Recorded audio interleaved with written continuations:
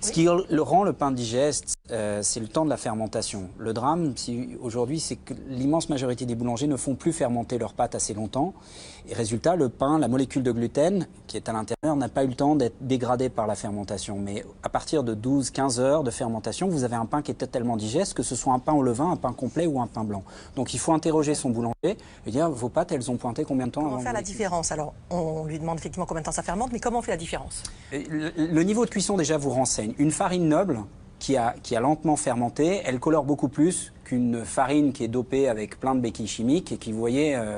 mais vraiment, l'œil, le niveau de cuisson, vous voyez, regardez là, vous renseigne sur la qualité des ingrédients et le point essentiel, c'est vraiment, et là, le boulanger doit être honnête, dire, bah oui, bah, j'ai laissé pointer mes pâtes 12, 24 heures ou 2 heures. 2 heures, c'est pas l'idéal. Vous aurez un sucre rapide et vous aurez un pain digeste.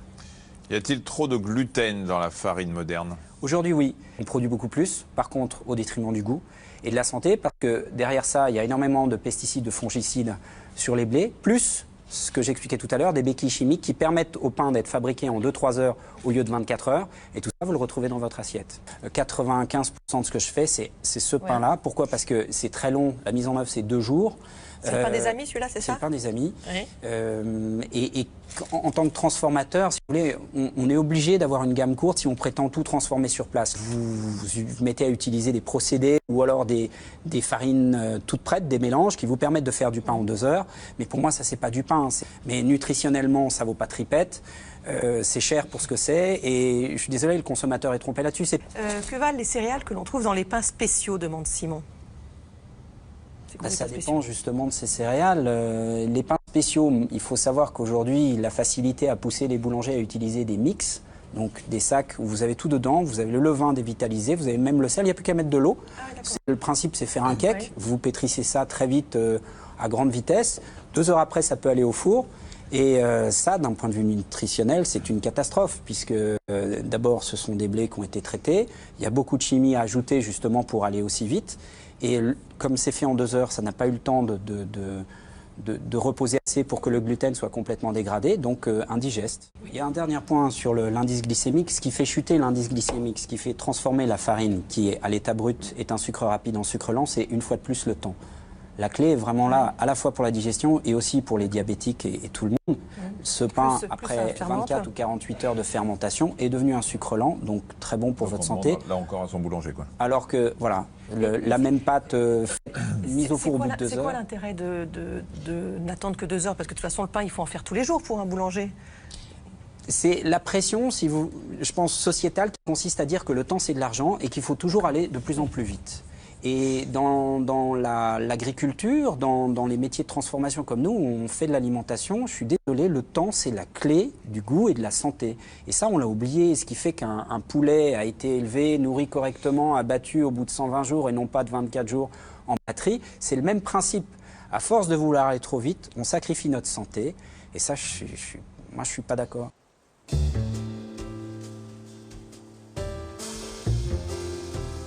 Il creso è un grano che è stato fabbricato, è il prodotto di una commistione fra 2 varietà, una messicana, il Cimmit e il Cappelli. Però prima di incrociare questi 2 grani il Cappelli è stato bombardato con un cannone ai raggi gamma al cobalto, modificandone il DNA.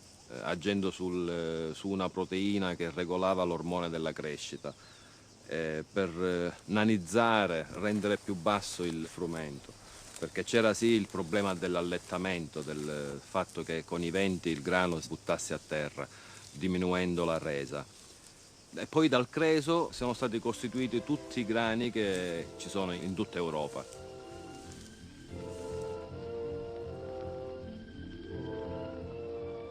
Aujourd'hui, les hommes espèrent et croient qu'un allié commun dans leur lutte contre la faim peut les unir tous. Cet allié, c'est la science.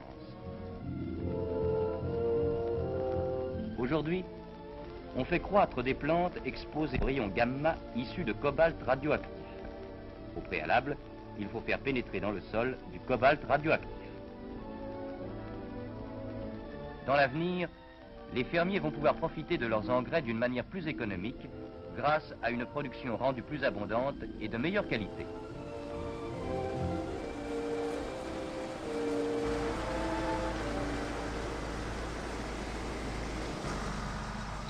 La modifica genetica ha un glutine molto forte perché riesce a velocizzare la pastificazione, fa abbattere i costi alle industrie.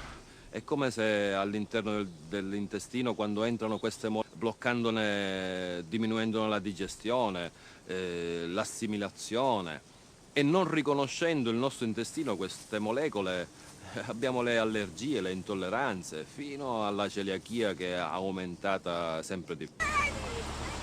Personalmente, quando io metto giù un seme di grano antico, io sto seminando per il futuro.